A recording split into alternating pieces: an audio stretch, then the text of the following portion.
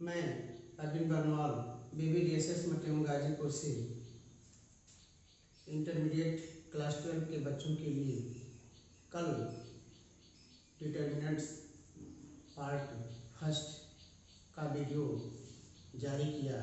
आज part second का video लेकर आ रहा हूँ और उसमें त्रिभुज के क्षेत्रफल से संबंधित टॉपिक।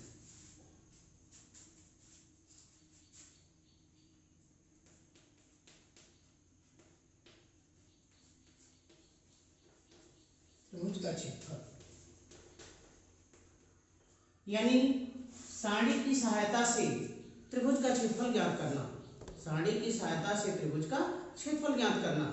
जैसा कि हम जानते हैं त्रिभुज का क्षेत्रफल, किसी भी त्रिभुज का क्षेत्रफल 1/2 x1 into y2 minus y3 plus x2 into y3 minus y1 plus x3 into y1 minus y2। अब इस त्रिभुज के समीकरण को हम सारणी के पदों में किस प्रकार, सारणी के रूप में किस प्रकार निरूपित करते हैं।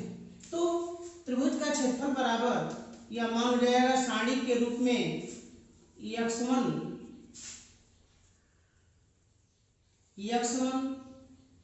x2 x3 y1 y2 y3 1 1 1।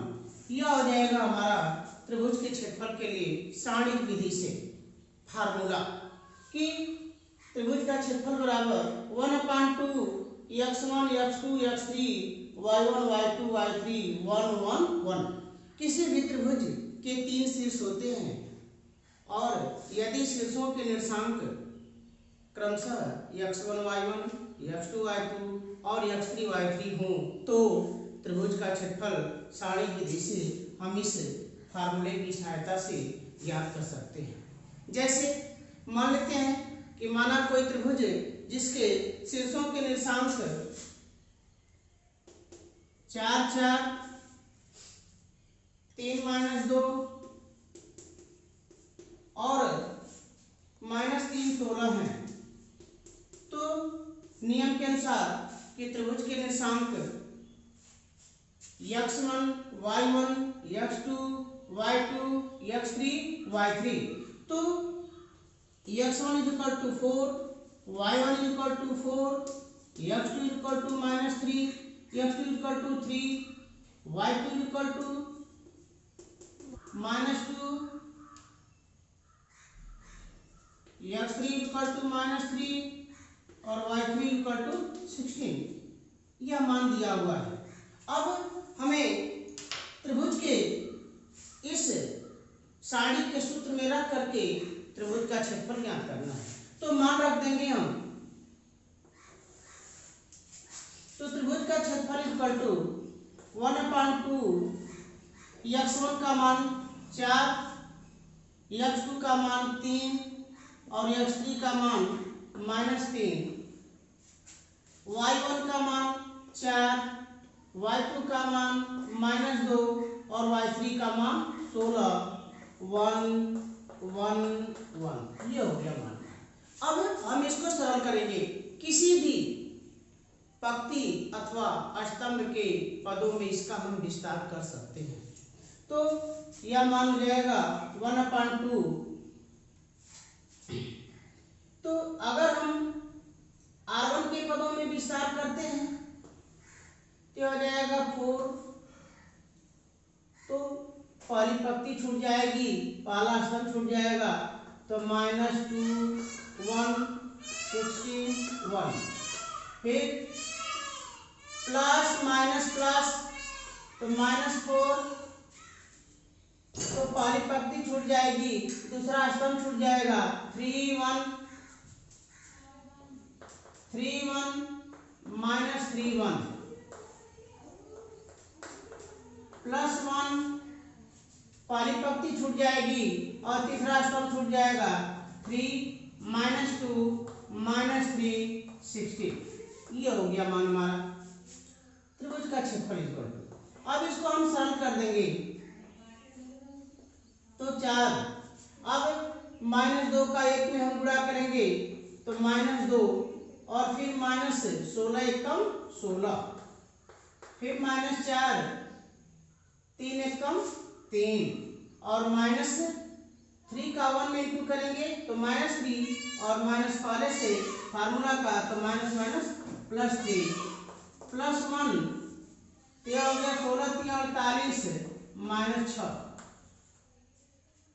अब उसके बाद यह मान हो गया हमारा 1, 16 माइनस है और 2 भी माइनस है तो 16 जो 18 -18 तो 18 चौक 72 तो -72 और यहाँ देखिए 3 3 6 और 6 चौक 24 -24 यहाँ 48 में से 6 घटा देंगे तो 42 तो 42 एकम 42। अब इसको हम जब सरल करेंगे तो 1/2 अब माइनस माइनस दोनों एक साथ हो जाएंगे तो 4 और 2 6 7 और 2 9 -96 और यह है +42। तो अब जब इसको हम हल कर देंगे तो -1/2 माइनस अब 96 में से 42 घटा देंगे तो 6 में से 2 घटा दिए 4, 9 में से 4 घटा दिए 5, ये हो जाएगा मान हमारा -27। चूंकि किसी भी त्रिभुज का क्षेत्रफल ऋणात्मक नहीं होता है तो यह हो जाएगा बराबर 27 और वर्ग इकाई। त्रिभुज का क्षेत्रफल हो जाएगा 27 वर्ग इकाई, यानी वह त्रिभुज जिसके शीर्षों के निशांक 4 4 3 -2 और -360 हों तो उसका क्षेत्रफल -27 वर्ग इकाई। तो इस प्रकार त्रिभुज के यदि शीर्षों के निशान ज्ञात हों तो हम त्रिभुज का क्षेत्रफल सारणिक विधि से ज्ञात करते हैं। और इसमें कुछ प्रश्न जैसे कि हम पढ़ते हैं निशान ज्यामिति में कि त्रिभुज के क्षेत्रफल यदि शून्य हो तो बिंदु समरेख होंगे, ठीक उसी तरह से इसमें भी हम सारणिक विधि से त्रिभुज के क्षेत्रफल का जो फार्मूला है 1/2 x1 x2 x3 y1 y2 y3 1 1 1 यह बराबर मान यदि 0 प्राप्त हो जाए तो हम कह सकते हैं कि तीनों बिंदु परस्पर समरेख होंगे। तो इससे संबंधित जैसे दिया है कि दर्शाइए कि बिंदु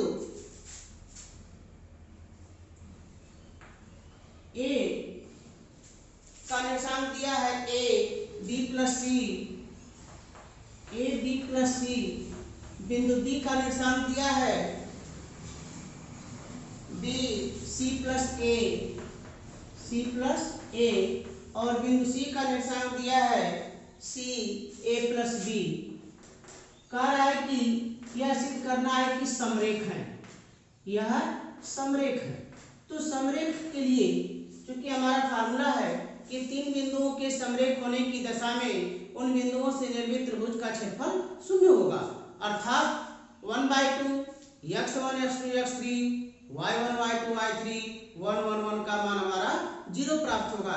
ठीक उसी प्रकार यदि ये दिए गए बिंदु जिनके निर्देशांक a b + c b c + a c a + b दिए गए हैं, सारणी के सूत्र में अगर रख दिया जाए तो मान हमारा 0 प्राप्त होगा। तो हम कह सकते हैं कि ये बिंदु समरेख होंगे। तो x1 = a, y1 = b + c, x2 = b, y2 = c + a, x3 = c, y3 = a + b। अब हम सूत्र में रखेंगे कि त्रिभुज का क्षेत्रफल 1/2 x1 x2 x3 y1 y2 y3 1 1 1। अब इसमें मान रखकर हम हल करेंगे। तो हल करेंगे x1 की जगह मान हमारा दिया है a, x2 की जगह मान हमारा है b और x3 की जगह मान हमारा है c। फिर उसी प्रकार y1 के स्थान पर मान बी प्लस सी, y2 के स्थान पर मान c प्लस ए और y3 के स्थान पर मान है a प्लस बी। 1 1 1। अब इसको सरल करना है, तो सरल करने के लिए या तो इस सारणी का हम विस्तार कर सकते हैं या किसी एक पद में विस्तार करके उसे हल कर सकते हैं। तो अब अगर हम इसका प्रसार करके बिना जो है मान ज्ञात करें तो 1/2 a, अगर हम r1 के पदों में विस्तार करते हैं या r2 के पदों में करते हैं या r3 के पदों में करते हैं तो यह मान हो जाएगा a इंटू, तो r1 छूट जाएगा, c1 छूट जाएगा, c plus a 1 a plus b 1 minus b plus c, तो यह r1 छूट जाएगा और c2 छूट जाएगा, b c 1 1 प्लस 1, यह हो जाएगा r1 छूट गया और c3 छूट गया, तो b c c plus a plus b, तो b c c plus a plus b, ये हो गया मान हमारा। अब इसको हम हल करेंगे, तो हल करेंगे तो 1/2 a इंटू, जब इंटू करेंगे तो c प्लस a माइनस, यह हो जाएगा minus a minus b minus b plus c into b minus c plus 1 into b से इंटू करेंगे तो ab plus b square minus c से इंटू करेंगे तो minus c square minus ca। अब उसके बाद 1/2, अब a से माइनस a कट जाएगा, बच जाएगा मान हमारा c माइनस b। अब a से मल्टीप्लाई कर देंगे तो मान हमारा हो जाएगा ac माइनस ab। अब यहाँ b plus c into B minus C वर्गांतर हो जाएगा, तो मान हो जाएगा हमारा b square minus C square. अब माइनस का चिन्ह बाहर है तो माइनस से गुणा कर देंगे तो minus B square plus C square.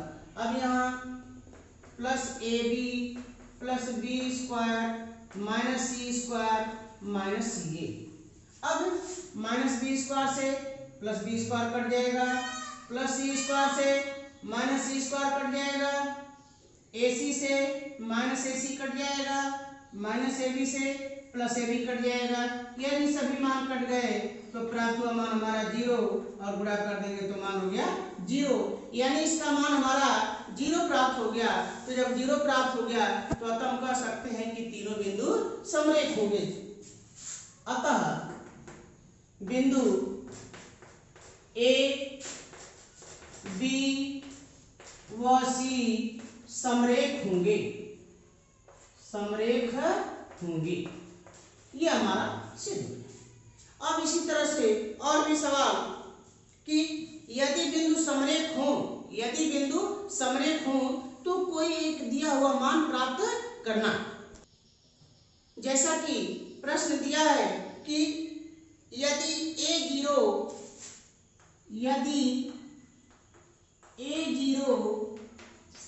0b तथा xy समरेख हो, xy समरेख हो तो सिद्ध कीजिए,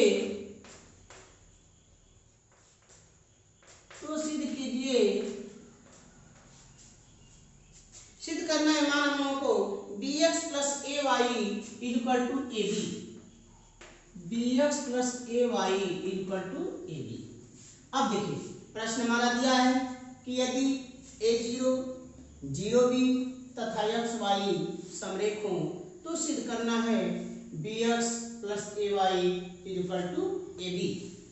अब तुलना करेंगे तो x1 y1 x2 y2 x3 y3, तो x1 बराबर मान हमारा हो गया a, y1 बराबर 0, x2 बराबर 0, y2 बराबर b, x3 बराबर x, y3 बराबर y।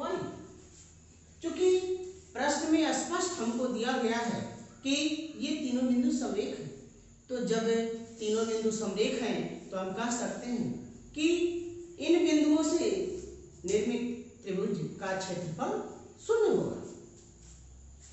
अतः लिखेंगे तीनों बिंदुओं के समरेख होने की दशा में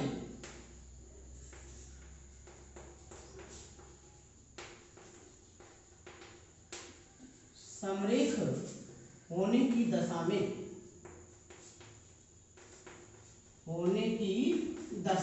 में तो तीन बिंदुओं के समरेख होने की दशा में 1/2 x1 x2 x3 y1 y2 y3 1 1 1 equal to 0 का मान इसमें 0 लेंगे। क्यों? क्योंकि तीनों बिंदु पहले से ही ज्ञात है कि समरेख है, अतः निर्मित त्रिभुज का क्षेत्रफल शून्य होगा। अब मान रखने पर तो x1 का मान, अब यह 1/2 इधर पक्षांतर हो जाएगा तो 0 जाएगा मान, तो मान रखेंगे हम x1 का मान a, x2 का मान 0, x3 का मान x। फिर उसके बाद y1 का मान 0, y2 का मान b और y3 का मान y। 1 1 1 equal to 0। अब इसको हम सरल करेंगे तो किसी एक पंक्ति अथवा किसी एक स्तंभ के पदों में हम विस्तार कर सकते हैं। तो विस्तार करने पर R1 के पदों में विस्तार करने पर R1 के पदों में विस्तार करने पर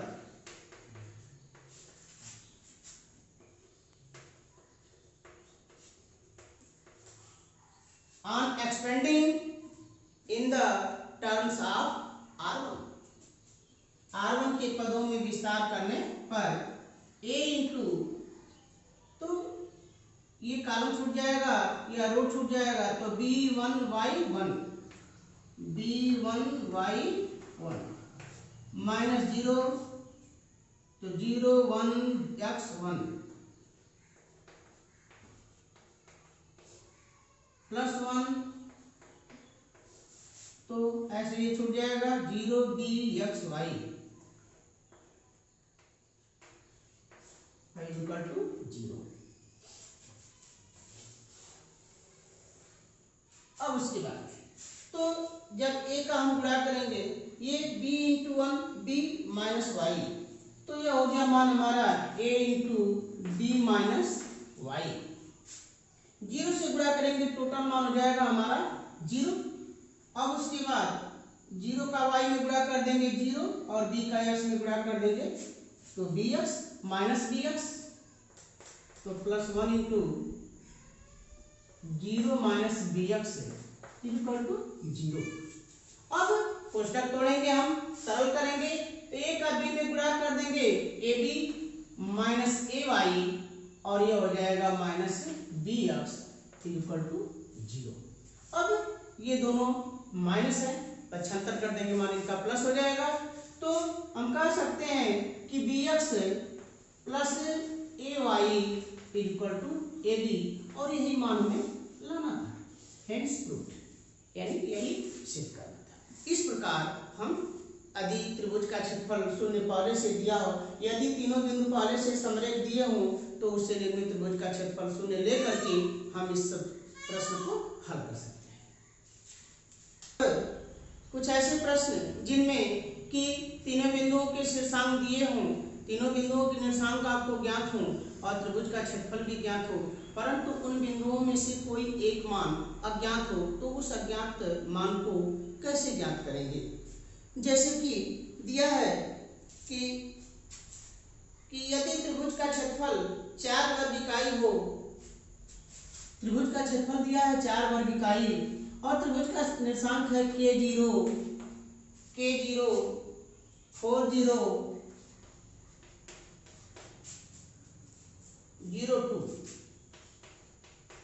कह रहा है कि इस त्रिभुज का क्षेत्रफल 4 वर्ग इकाई है, तो अज्ञात मान k का मान ज्ञात करना है, यानी k का मान कितना होगा। तो चूंकि सूत्र हमारा है delta equal to 1/2 x1 x2 x3 y1 y2 y3 1 1 1।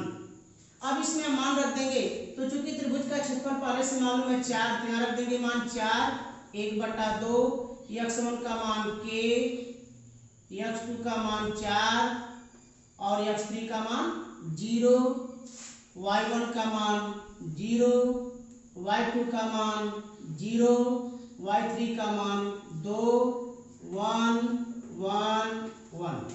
तो अब इसको हम हल करेंगे, 2 से 3 गुणा कर देंगे, 4 गुणा के 8। अब किसी एक के पदों में विस्तार करेंगे तो k इंटू, अब ये ऐसे छूट जाएगा 0 1 2 1 माइनस 0 इंटू क्या हो जाएगा 4 1 0 1 प्लस 1 इंटू, अब ऐसे छूट जाएगा 4 0 0 2 4 0 0 2।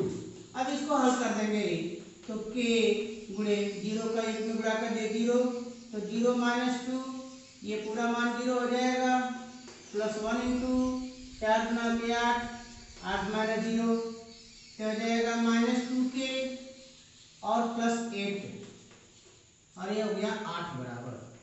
तो 8 इधर ला के घटा देंगे तो हो जाएगा 8 में से 8 घटा देंगे 0, तो माइनस 2k इक्वल टू 0, तो k इक्वल टू 0 अर्थात k का मान हो जाएगा 0। इस प्रकार हम अज्ञात मान k का मान ज्ञात कर सकते हैं। यदि इस वीडियो में कोई आपको कमी महसूस हुई हो या जो बातें न समझ में आई हो उसे आप कमेंट करें, तथा मैं आपसे अपील करता हूं कि यदि आपको यह वीडियो अच्छा लगा हो तो आप इसे लाइक सब्सक्राइब तथा शेयर अवश्य करें। पूरा वीडियो देखने के लिए बहुत बहुत धन्यवाद।